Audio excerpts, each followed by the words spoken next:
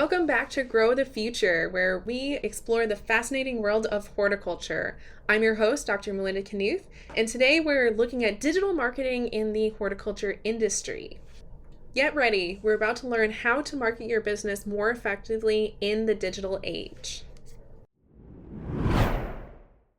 So, digital marketing.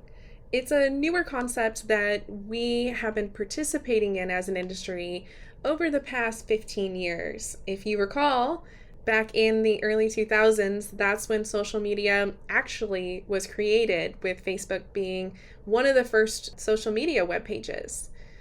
In the past, businesses' marketing strategies have focused primarily on signage and semantics, so the study of signs and symbols and their use in conveying meaning. And this has been used in stores and in in-person interactions. This approach was very effective when advertising because it was mainly done through that in-person or that physical interaction with that marketing media through magazines, storefronts, and personal engagements with people who were coming to the store to buy, so our consumers. However, with this shift in our society growing progressively more digitalized with our technological advancements, it's become integrated into our daily lives and a necessity to keep up with where people are looking for information and where they like to engage, which is through their phones, through their computers, and through their tablets.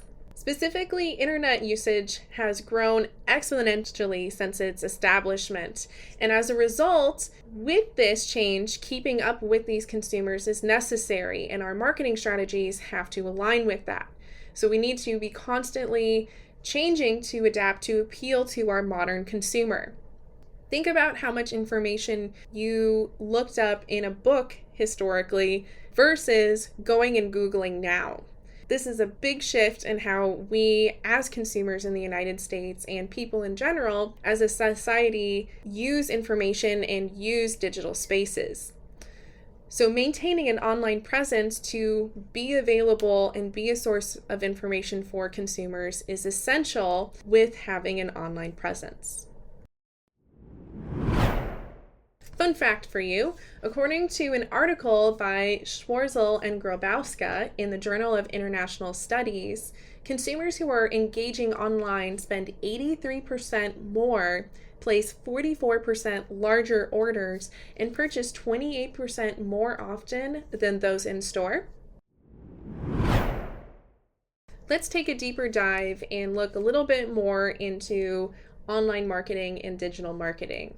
Previously, companies marketed their products by taking advantage of human behavior and appealing to consumers' physical senses to attract attention to their products. However, most activities now are done on devices. This is shopping, booking, researching, communicating, and different parts of the buying experience, and most are done through these devices.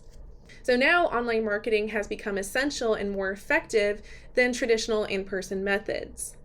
One fact related to this shows that global advertising revenues were over $1 trillion in 2024, with digital platforms accounting for 73% of those revenues. From 2005 to 2024, there's been a 79% shift in purchasing from in-store to online, with e-commerce growing from 4.7% in 2005 to 18.4% of total U.S. retail sales in 2024.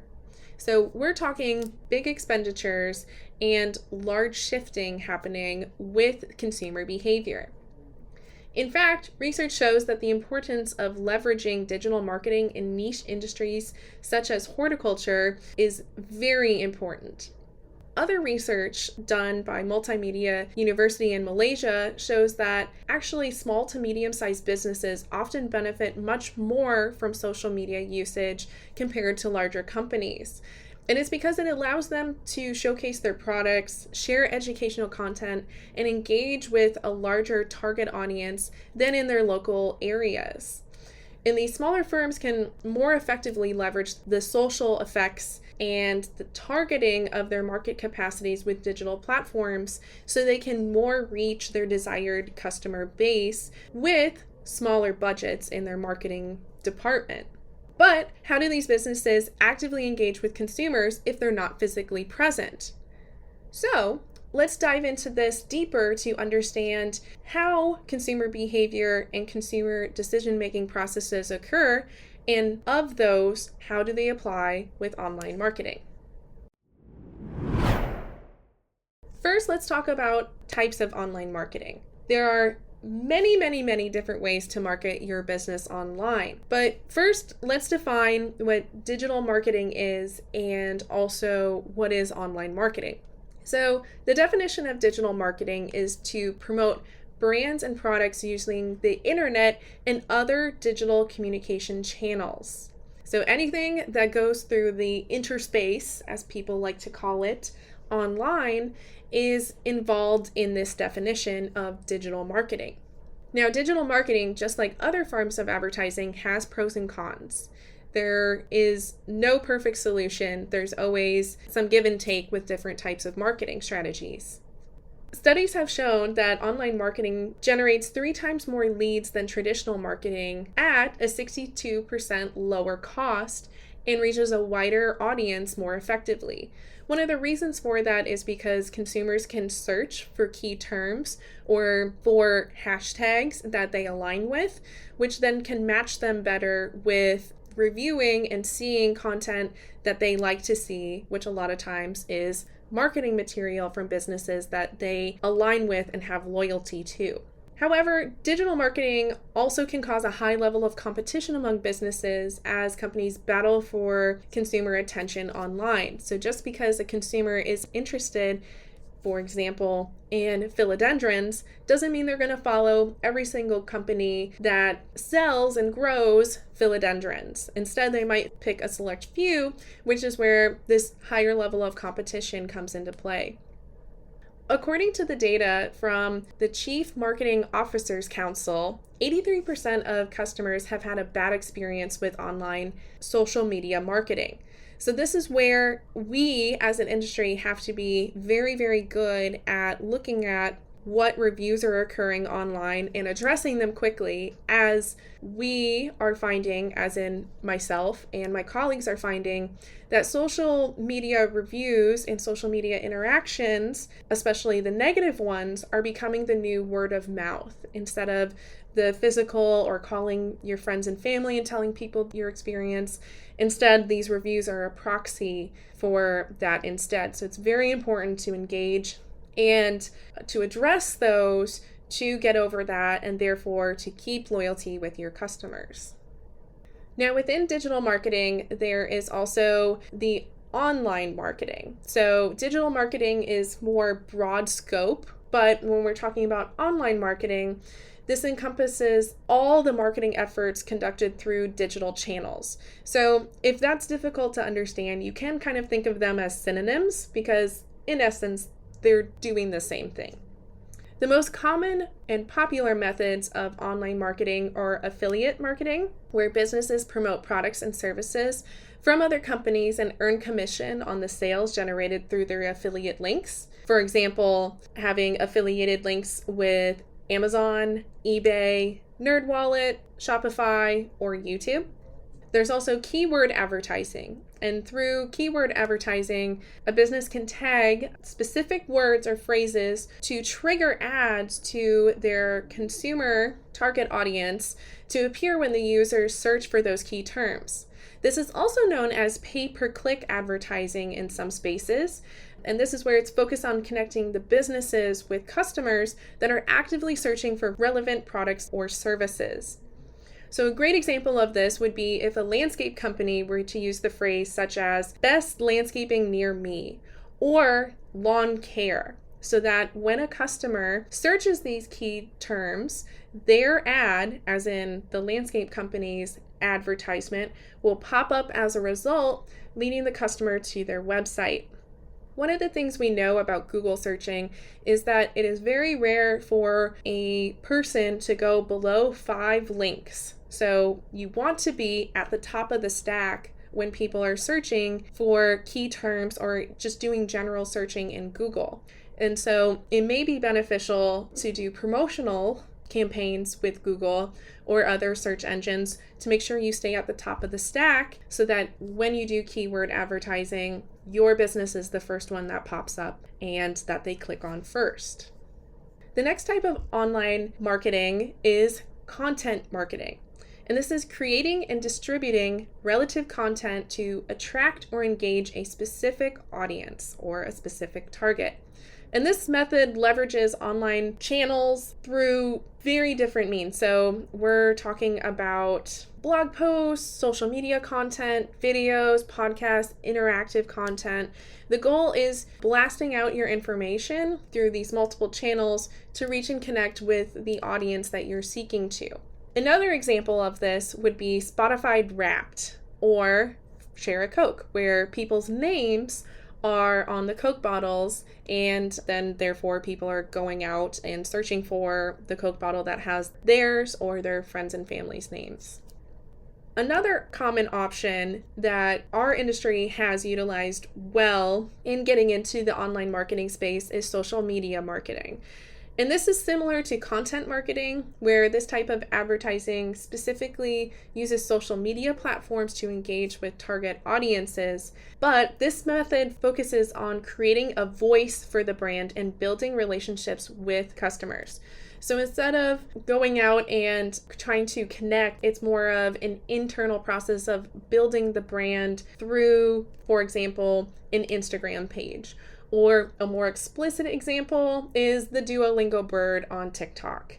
So this is something that our industry has done well in establishing who we are and what our business does and some of our day-to-day operations through different platforms. For example, quite a few businesses who are doing social media marketing and horticulture have Instagram pages, and this is something that people have engaged with a lot. All four of these strategies that are mentioned here are all data-driven and are really working on creating these personalized methods that businesses, especially small businesses, should leverage in order to better target your desired customer base. Behind all of these different strategies are different forms of identifying and collecting analytical information, and it would be very beneficial, and again, this varies depending on the strategy that's used, to look at who you're engaging with, where they're coming from. So if they're clicking on your page from another page or from a keyword search or from someone else's tagged social media page, whatever it may be, and leveraging that and honing in your strategy so that you are better reaching those customers that are coming to your page and buying or engaging with you and building that loyalty. So in general, businesses should try to take advantage of leveraging these network effects, meaning like social media, that loyalty online, that interaction, and target your marketing capabilities on digital platforms to draw in those audiences that you're trying to attract. And I know that sounds extremely simplistic to say. I know it's difficult in practice, but it can have lots of return on investment if done well. In particular, social media marketing is quite impactful and powerful. For example, research shows that 71% of users are more likely to purchase from brands they follow on social media because they are building that loyalty and they want to know about those businesses. They want to know the history, they want to know that you align with them in their values, and they want to see what you're doing day to day. With social media platforms such as Instagram and Facebook, this can really enable horticultural businesses to showcase their products, share that educational content, and engage with your target audience. To keep in mind as well, why these platforms in particular? Facebook and Instagram are the two largest social media platforms currently used in the United States. Now, if we look across the entire world, there are 3.07 billion monthly active users right now on Facebook. There are 2 billion monthly active users right now on Instagram. So you have the potential, although reaching 3 billion people with just one Instagram post would be kind of insane. But the whole point being, from a positive psychology standpoint, you have the potential to engage with millions and millions of people through these different platforms. And these two are the most popular and most used platforms currently in the US. So, as I was saying before, one key feature that you can use to really hone in and make sure that your strategies in online marketing are data-driven is to make sure that you have your website analytics and your Google Analytics. These are two very powerful tools. One, your website analytics, depending on your website platform, that can be free to include, or you might have to pay an additional package to get that information. But Google Analytics are free to obtain and can be quite easily monitored. The Google platform has been very good at making the information usable, not just accessible. With these, you can leverage two different tools that I'm going to quickly mention. And I highly encourage you, if you are like, oh, that's interesting, to write this down really quick, because these are two really helpful analytical tools that can further your online marketing strategy. And one of which is geofencing. With geofencing, this is a tool that you can use with Google, and it's also related to that keyword advertising. So with geofencing, instead of tagging the information by the words that are used, instead, with a geofence, you can set a parameter around a city or on a zip code, and your advertisement for your business is going to pop up on Google on the side panel if the person is Googling within the area that you have, quote, fenced digitally. So for example, I'm going to use a local one to Raleigh. So let's say that I am a independent garden retail center in the Wake County area. I want to target people who are in Wake County around the city of Raleigh. So I would set up with my Google advertising to geofence in the zip code of 27695 and 27545 and others on top of that. But these are specific zip codes for the target audience that I am seeking to fence and to gather in my digital geofence. So therefore, when people are Googling and when their results pop up on the right or the left-hand panel, then if they're Googling anything within those zip codes that I've geofenced, my advertisement's going to pop up on the side panel there. That's how geofencing functions. The other tool that we now get constant requests to accept all or to accept, and they say you need these in order to see our website, is cookies. Now, this is not a chocolate chip cookie that you're going to get from the kitchen. Instead, these are HTTP cookies. Other synonyms for them are website, internet cookies, browser cookies. What these are doing is they're tagging where a person is coming and going from. And this is a very nice tool if you want to see what previous page people were at before they come to your web page. And then as they move through your web page, what is the path of travel through your web page? And then potentially when they leave, then where are they leaving to? This is very powerful information for you, because if they're on your plant sale page, they get all the way to the checkout and then they don't commit, where else are they going to? Are they going back to general Google to search for more plants or for other options? Are they completely just not committing to the purchase? So this can be a very powerful tool for people, and can lead to you understanding your consumer a little bit better in their buying experience with your web page. So look up geofencing and cookies if you wanted to see some cool content related to website and Google Analytics. Now we know about the general use of social media in digital marketing. How can horticulture businesses specifically apply these marketing methods? There's challenges that makes it harder for horticulture and floriculture businesses to use social media. And this can range from a variety of things, such as it's very difficult to showcase physical products online. And all of our products are usually viewed in person and physically touched. There's also variability in the product, just like with other fresh products, such as cheeses and fresh fruits and vegetables. There is a lot of variability that is found among these different products, and the same is true with plants. And so this variability can create a big challenge when marketing on social media. Another one is consumer uncertainty and limited knowledge. If consumers don't trust the source that they're getting their plants from, no matter how beautiful that you make the products look in your social media or how much you hype it up, they may still have some mistrust or distrust with buying plants online. And some of that comes from experience of testing out and trying online, but it can be mitigated by providing guarantees. So if they don't have a good experience, they can potentially return the product and still get their money back. That is a way to almost, if you want to think about it, it's almost like insurance for the consumer so that if it doesn't work, they're still okay.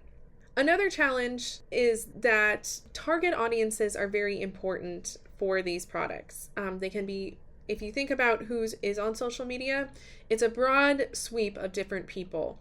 And so within social media, one of the things that you have to know really well is who is your target audience. This can be individual consumer markets, such as hobbyists, plant parents, home gardeners, or people who are looking for more of the specialties, where they're buying these different houseplants for art purposes. And yes, there is a consumer demographic that's interested in that. There also can be different business and organization marketing. So this could, your materials or your products or services can be geared towards retail florists and designers, greenhouses, nurseries, event planners, the landscapers, landscape architects, hotels, restaurants. So you can even target not just based on an individual consumer, but also from business to business. And little is known about the business to business marketing space, simply because it's hard from a research perspective to look at and assess this market. So hopefully in the future we can know more about the business to business aspect. So how can we overcome these industry challenges? As we were talking about before, the goal of social media marketing is to build relationships with consumers and to reach that audience that you might not have access to in your local market, and really to develop and to display your brand voice. So who you are, this is what you represent, this is what people should think of when they see your products. So different ways that we can overcome these challenges include engaging with target audiences through Instagram and Facebook displays of different arrangements. This can be floral arrangements if you're in the floriculture world. This can be garden designs if you are more in the general ornamental space. You can target plant lovers through short video platforms like TikTok and share quick plant care tips. So something really quick to get their engagement is quite popular right now. And frankly, it has been for the past 10 years. Those quick little videos to do engagement. You can also create consistent content like how-to videos and articles with information about growing techniques or arrangement tips. This can get users excited about gardening even during those winter months when they're not doing it as much, or inspire them to incorporate them indoors and to add it more in a home decor sense. Social media marketing can also benefit by building that authenticity and connection. And you can do this by introducing different employees that you have at your business. You can also do this by showing silly little things that you're doing, or even your day-to-day. The amount of people who like to watch unboxing videos, cleaning videos, or even power washing videos, people are very into and like engaging with. So even if you find content to be boring yourself, there may be a demographic of people who are super interested in looking at that content. You can also collaborate with other brands and host workshops. You can also have videos where you connect with other accounts on Instagram, Facebook, or whatever social media that you're going with.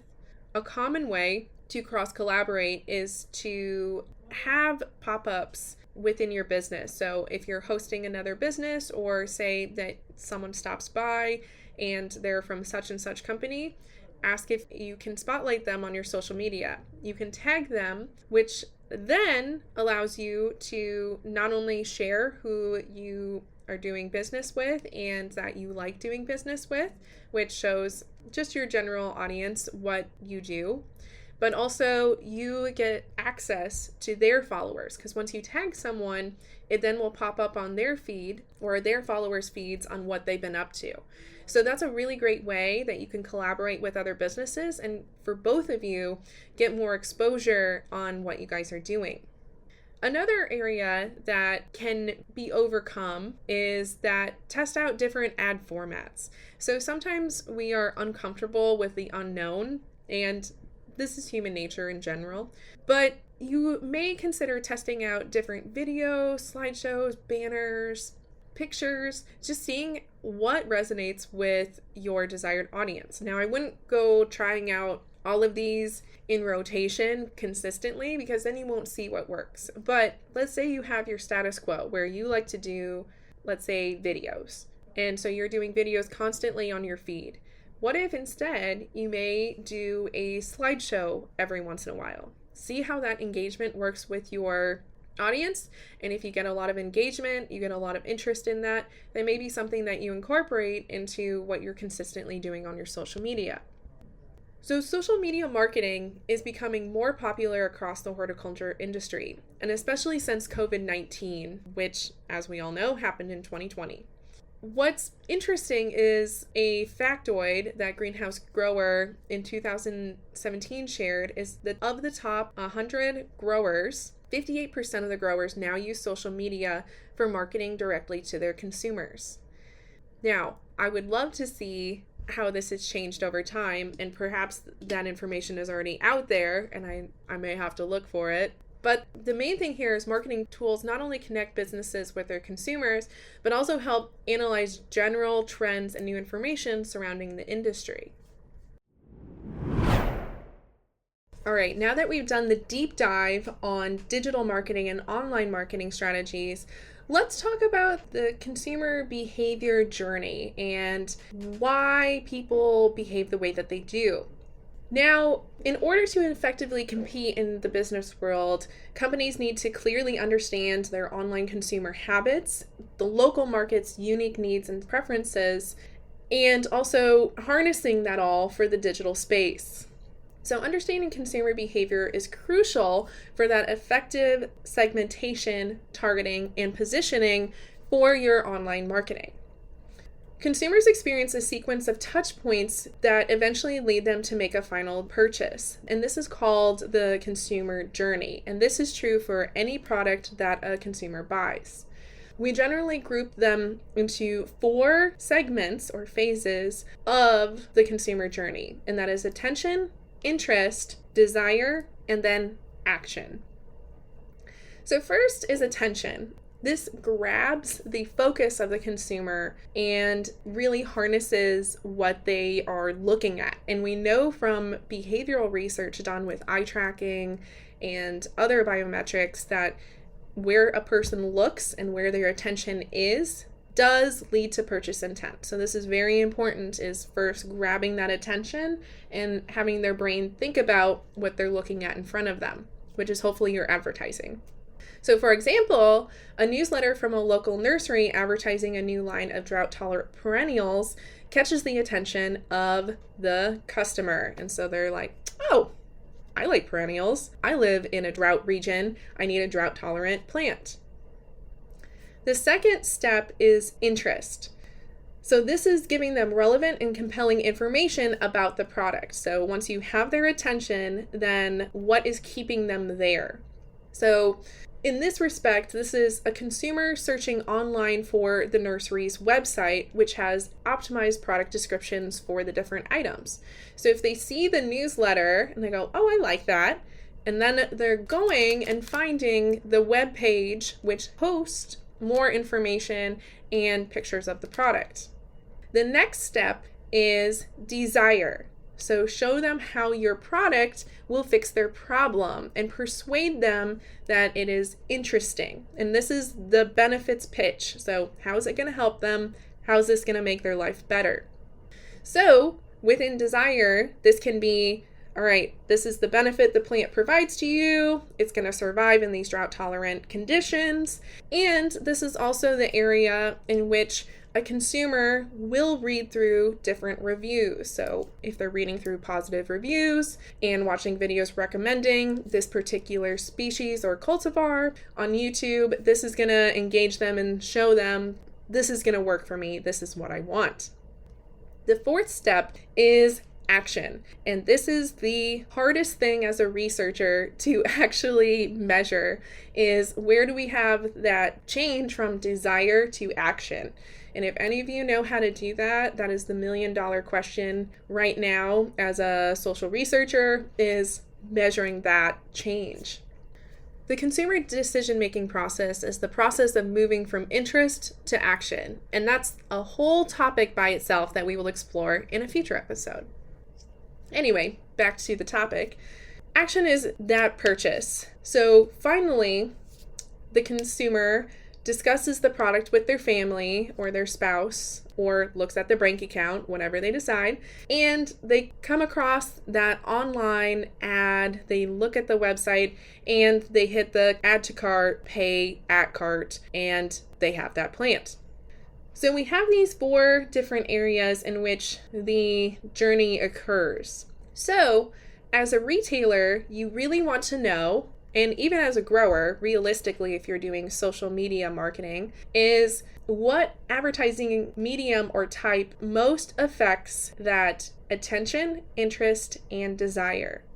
What are you doing to grab their attention, keep their interest, and then further engage that desire to buy that product from you? And something that in particular my lab is looking at is, how can we as researchers help you in the industry figure this out and draw more attention to horticulture businesses to be successful, especially in that online space?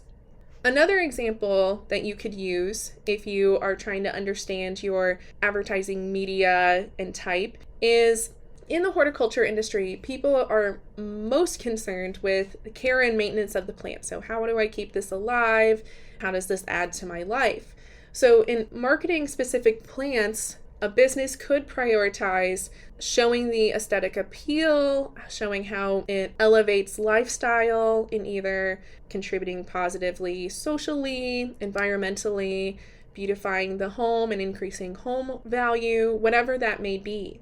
This could also include information about perceived difficulty of care and if there's any cultural symbolism or emotional benefits that are provided by the plant that enhance the consumer's life. If you recall, this is a topic that we discussed in the first episode, where we were looking at different benefits that plants can provide for people. And this can be a great catch point, a great attention and interest keeper for people, is sharing different benefits of plants, messaging with them to engage with them and catch their attention or keep them interested in looking at your product. So understanding and leveraging the customer experience with these tailored messaging at each stage of the consumer behavior journey can help businesses engage with customers more effectively, which will increase sales, increase loyalty, and keep them returning. So let's get back to the big picture. So why does this matter? Why should you care? And why it matters is because research trends show that consumption in physical shops is decreasing while online consumption is increasing. We still in horticulture see the desire for both online and in-store purchasing. So it's not that we're removing the in-person experience, it's that they want options.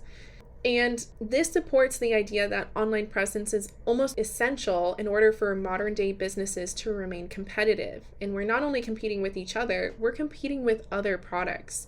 We're competing with beauty products, we're competing with pet products, we're competing with furniture, we're competing with many other types of product categories, not just our own. And we need to be in those spaces that our alternative products are so that we can reach the customers that we want. It's very important to understand consumer behavior online because it allows companies to do 3 different things, which is identify customer needs and preferences using different digital analytical tools and just general analytical data. It also allows for that segmentation and target audience more effectively by analyzing browsing patterns, purchase history, and data demographics. And it also allows for the adaptation of marketing strategies to align with customer needs and convenience, which through that interaction can lead to loyalty and bonding with different brands. Companies that understand and adapt with these evolving consumer and social behaviors will be better suited to attract and retain customers in this increasing digital world. It's not going away. In fact, it's likely to continue to increase and become more and more important and essential for businesses to use in order to compete. Thanks for joining me for another episode of Growing the Future. Be sure to subscribe, share with a fellow plant lover, and tune in next time as we continue to explore the world of horticulture. Until next time, keep growing.